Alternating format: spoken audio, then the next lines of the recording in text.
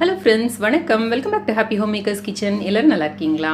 நம்ம யூஸ்வலாக சமையல் பண்ணுறப்ப சின்ன பிள்ளைங்களுக்கு ஒரு சமையல், பெரியவங்களுக்கு ஒரு சமையல், நமக்கு வந்து டயட்டுக்கு ஒரு சமையல் அப்படின்னு செஞ்சோம்னா நமக்கு சில நேரம் கஷ்டமாக இருக்கும்ல. இன்றைக்கி வந்து நம்ம பார்க்க போகிற ரெசிபி, ஒரே மாவு அரைச்சி நம்ம எப்படி வீட்டில் இருக்கிற எல்லாருக்கும் தகுந்த மாதிரி ஸ்நாக்ஸ் செய்கிறது அப்படிங்கிறது தான்.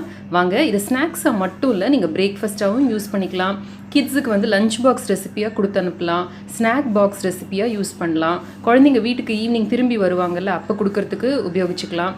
உங்களோட நைட் டைம் டின்னர் ரொம்ப ஓவராக கிரெயின்ஸ் எல்லாம் இல்லாமல் கம்மி கேலரியாக நீங்கள் சாப்பிடணும், வெயிட் குறைக்கணும்னு பார்த்தீங்கன்னா உங்களுக்கும் இது ரொம்ப யூஸ்ஃபுல்லாக இருக்கும். வாங்க இப்போ இது எப்படி செய்கிறதுன்னு பார்ப்போம். இதுக்கு தேவையான பொருட்கள்லாம் என்னென்னு பார்ப்போமா. ஒரு கப் அளவுக்கு பாசிப்பயிர் எடுத்து நல்லா அரை மணி நேரம் ஊற வச்சு களைஞ்சி தண்ணியை சுத்தமாக வடிச்சிட்டு எடுத்து வச்சுருக்கேன். அதே மாதிரி ஒரே ஒரு டேபிள் ஸ்பூன் அளவுக்கு அரிசி, பச்சரிசி, இதையும் வந்து அரை மணி நேரம் ஊற வச்சு நல்லா களைஞ்சிட்டு வடித்து எடுத்து வச்சுருக்கேன் தண்ணி இல்லாமல். ஒரு பெரிய வெங்காயம் பொடி பொடியாக நறுக்கி வச்சுருக்கேன். 2 பச்சை மிளகா பொடி பொடியாக நறுக்கி வச்சுருக்கேன். இது உங்கள் கார அளவுக்கு ஏற்றபடி நீங்கள் அட்ஜஸ்ட் பண்ணிக்கலாம். தேவையான அளவு உப்பு, ஒரு 4 கருவேப்பிலை சின்ன சின்ன பீஸாக கட் பண்ணி வச்சுருக்கேன். 1 டீஸ்பூன் அளவுக்கு இஞ்சி பூண்டு விழுது. ஒரு மிக்சி ஜாரில் இந்த ஊற வச்ச பைத்தம்பருப்பு, தண்ணி இல்லாமல் பருப்பை மட்டும் எடுத்துக்கோங்க. 1 டேபிள் ஸ்பூன் அளவுக்கு ஊற வைத்து களைந்த அரிசி, பச்சை மிளகா, கருவேப்பிலை எல்லாத்தையுமே நான் ஒன்றா சேர்த்து அரைச்சிருவேன். கருவேப்பிலைனா வாயில் கடிப்பட்டதுன்னா அவ்வளோ நல்லா இருக்காது அப்படிங்கிறதுனால உங்களுக்கு வேணும்னா நீங்கள் அரைச்சதுக்கப்புறம் அப்படியே கூட போட்டுக்கலாம், இல்லை சேர்த்தும் அரைச்சிக்கலாம். மிளகாயும் அதே மாதிரி வாயில் கடிப்படும் அப்படிங்கிறதுனால நான் இதோட சேர்த்து போட்டு அரைக்க போகிறேன். 1 டீஸ்பூன் அளவுக்கு இஞ்சி பூண்டு விழுது. தண்ணி சேர்க்காமல் இதை நல்லா அரைச்சிட்டு வந்துடலாம். இப்போ அரைச்சி ரெடியாக இருக்குது. இது ரொம்ப மையாக அரைக்கணும்னு அவசியம் இல்லை, கொஞ்சம் நெருன்னு அரைச்சா போதும். மிக்சிங் பவுலுக்கு அந்த மாவை மாற்றிட்டு அதோட கூட கொஞ்சம் நறுக்கின கொத்தமல்லி இலைகள் ஆட் பண்ணுறேன். இந்த வெங்காயத்தையும் ஆட் பண்ணி நல்லா நம்ம வடக்கி பிசைகிற மாதிரி கலந்து பிசைஞ்சிக்கலாம். உப்பு சரியாக இருக்கான்னு சரி பார்த்துக்கோங்க. இந்த மாதிரி ஒரு மாவாக கலந்து வச்சுக்கோங்க. இப்படி இந்த கன்சிஸ்டன்சியில் இருக்கணும். இப்படி எடுத்து தட்டினா வடை தட்ட வர அளவுக்கு இருக்கணும். அப்படி ஒரு வேளை நீங்கள் கூட தண்ணி ஏதாவது ஊற்றி அரைச்சிட்டிங்க அப்படின்னா 1 ஸ்பூனோ 2 ஸ்பூனோ அரிசி மாவோ இல்லை கடலை மாவோ போட்டு நீங்கள் அட்ஜஸ்ட் பண்ணிக்கலாம். இந்த மாவை கண்ணிதானத்தில் 3 பங்காக பிரிச்சுருக்கேன். இதோட கொஞ்சமாக தண்ணி சேர்த்துக்கோங்க. சேர்த்து ஒரு திக்கான தோசை மாவு பதத்துக்கு இதை கரைச்சிக்கலாம். இந்த மாதிரி ஒரு கன்சிஸ்டன்சியில் இருக்கட்டும். இதில் 2 சிட்டிகை அளவுக்கு சீரகம் சேர்த்துக்கிறேன். 1 டேபிள் ஸ்பூன் அளவுக்கு துருவின தேங்காய், இது நான் ஃப்ரீசரில் வச்சுருந்ததுனால திக்காக இருக்கு. கொஞ்சம் கேரட், கொஞ்சம் பேபிகார்ன் எல்லாம் பொடியாக கட் பண்ணி வச்சுருக்கேன். நீங்கள் எந்த வெஜிடபிள்ஸ் வேணாலும் சேர்த்துக்கலாம். பீன்ஸு, குடமிளகா, அந்த மாதிரி எது வேணும்னாலும் சேர்த்துக்கலாம். எல்லாத்தையும் நல்லா மிக்ஸ் பண்ணி இப்போ ரெடியாக இருக்க மாவு. தோசைக்கல்லை சூடு பண்ணிவிட்டு கொஞ்சமாக எண்ணெய் விட்டுக்கோங்க. எண்ணெய் விட்டுட்டு நம்ம கலந்து வச்சுருக்கிற மாவை கொஞ்சம் கொஞ்சமாக சின்ன சின்னதாக விட்டு எடுக்கலாம்.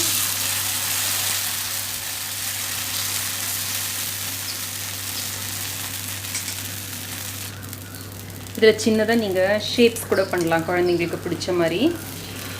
மிக்கி மவுஸ் மாதிரி, ஸ்டார் மாதிரி, பூ மாதிரி, நம்ம கற்பனைக்கு ஏற்றபடி நம்ம அப்படிலாம் கூட பண்ணலாம்.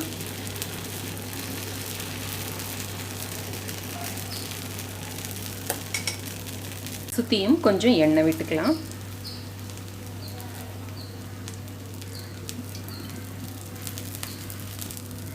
ஒரு பக்கம் வெந்ததும் எடுத்து இன்னொரு பக்கம் திருப்பி போடலாம்.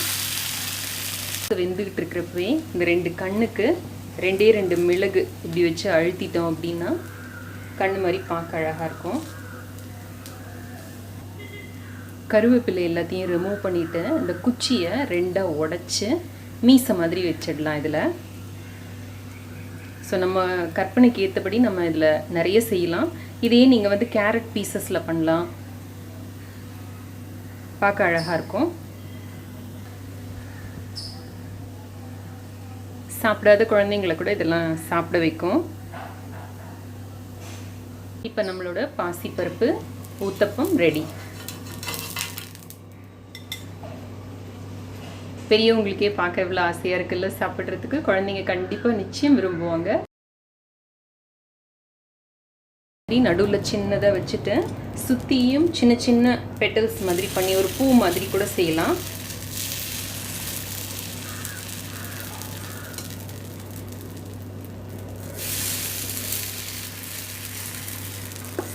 குழந்தைங்க கண்ணில் தான் முதல்ல சாப்பிடுவாங்க.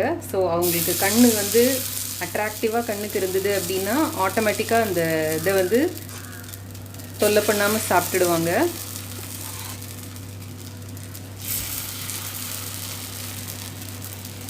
இந்த கரண்டியை பின்பக்கமாக திருப்பி நடுவில் இந்த மாதிரி ஒரு ஓட்டை போட்டுருங்க. பார்க்குறதுக்கு ஒரு பூ மாதிரி இருக்கும்.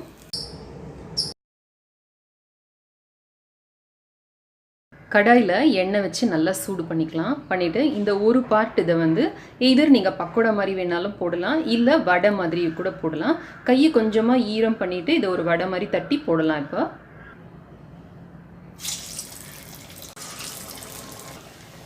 ஒரு பக்கம் வெந்ததும் அடுத்த பக்கம் மெதுவாக திருப்பி போடலாம்.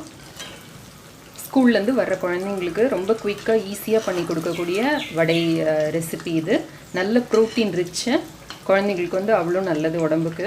சத்தம் அடங்கி 2 பக்கமும் நல்ல பொன்னிறமாக வெந்த உடனே எடுத்தோம்னா நம்மளோட பாசிப்பருப்பு வடை தயார்.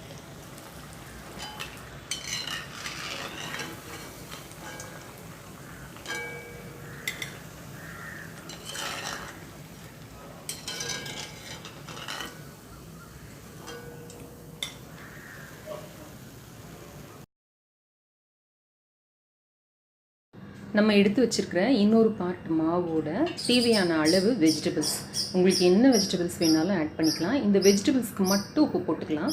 உப்பு போட்டுட்டு இதை இதோடு சேர்த்து நல்லா பிசைஞ்சிக்கலாம். மாதிரி ஒரு தட்டில் லேசாக எண்ணெய் தடவிக்கலாம். இந்த மாவை எடுத்து இதில் ஒரு அடை மாதிரி தட்டிக்கலாம். ஈக்குவல் திக்னஸில் தட்டிக்கலாம். இந்த மாதிரி ஒரு பிளேட்டில் தட்டிட்டு இதை இப்போ ஆவியில் வேக வச்சு எடுத்துக்கலாம். இட்லி பானையில் வச்சு வேக வச்சு எடுத்துக்கலாம். இதை இந்த மாதிரி வேக வச்சு எடுத்துட்டு இதை சின்ன சின்ன பீஸாக நம்ம இப்போ கட் பண்ணிக்கலாம். இந்த மாதிரி சின்ன சின்ன பீஸாக கட் பண்ணிக்கலாம். நமக்கு வேண்டிய டிசைனில் கட் பண்ணிக்கலாம். வானலியில் ஒரு டீஸ்பூன் எண்ணெயை காய வச்சுக்கோங்க.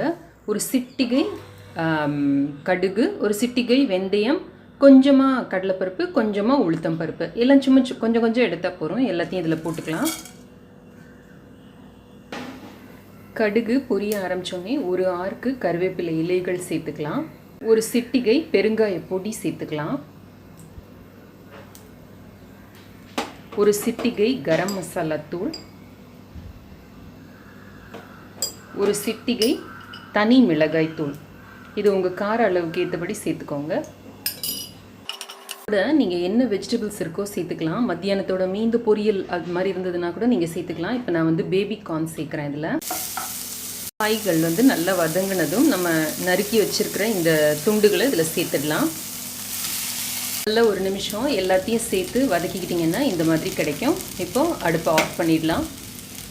நம்ம ரெகுலராக பாசிப்பருப்பில் சுண்டல் பண்ணுவோம், இல்லை தால் பண்ணுவோம். அதுக்கு பதில் நம்ம இந்த மாதிரி செய்தோம் அப்படின்னா குழந்தைங்களும் விரும்பி சாப்பிடுவாங்க. வடையை செய்து உங்கள் வீட்டு குட்டீஸ்க்கு கொடுத்துருங்க. அடையும் இந்த இது சாலட் மாதிரி பண்ணுறதும் நம்ம சாப்பிட்டுக்கலாம். இதில் வந்து நான் பேபிகார்னை வதக்கி போட்டிருக்கேன். நீங்கள் வந்து பச்சையாக கூட கேரட்டு, குடமிளகா, பேபிகார்ன் எல்லாம் கட் பண்ணி சின்ன சின்ன பீஸாக நறுக்கி போட்டு அதோட இந்த பீசஸ் வச்சு சாப்பிட்டீங்க அப்படின்னா உங்களுக்கு ஈவினிங் வந்து ஒரு நல்ல ஃபில்லிங் மீலாக இருக்கும். நீங்கள் நைட்டு டின்னராக கூட நீங்கள் இதை எடுத்துக்கலாம். ஸோ டயட் பண்ணுறவங்க அந்த மாதிரி சாப்பிடலாம். ஸோ வீட்டில் இருக்கிற எல்லாருக்கும் கேட்டர் பண்ணுற மாதிரி இருக்கும் இந்த ஒரு மாவை அரைச்சி நம்ம செய்கிறது. என்ன ஃப்ரெண்ட்ஸ், இந்த 3 ரெசிபியும் உங்களுக்கு ரொம்ப பிடிச்சிருக்கும்னு நினைக்கிறேன். பிடிச்சிருந்ததுன்னா நம்ம சேனலுக்கு லைக் பண்ணுறதுக்கும் சப்ஸ்கிரைப் பண்ணுறதுக்கும் மறக்காதீங்க. அவசியம் இந்த ரெசிபியை ட்ரை செய்து பாருங்கள். ட்ரை செய்து பார்த்துட்டு உங்கள் வீட்டு குட்டீஸ் என்ன சொல்கிறாங்க, உங்கள் வீட்டு பெரியவங்க என்ன ஃபீட்பேக் கொடுக்குறாங்கன்னு எனக்கு மறக்காமல் எழுதி அனுப்புங்க. இணைந்திருங்கள் ஹாப்பி ஹோம் மேக்கருடன். எந்நாளும் நன்றி, வணக்கம். ஆரோக்கியமான சமையல், ஆனந்தமான வாழ்க்கை. என்னோட மற்ற 2 சேனல், பிளாக் எல்லாம் கூட செக் பண்ணுங்கள். எல்லாத்தோட லிங்க்கும் நான் கீழே இருக்கிற டிஸ்கிரிப்ஷன் பாக்ஸில் கொடுத்துருக்கேன். கோலம் சேனலை அவசியம் பாருங்கள்.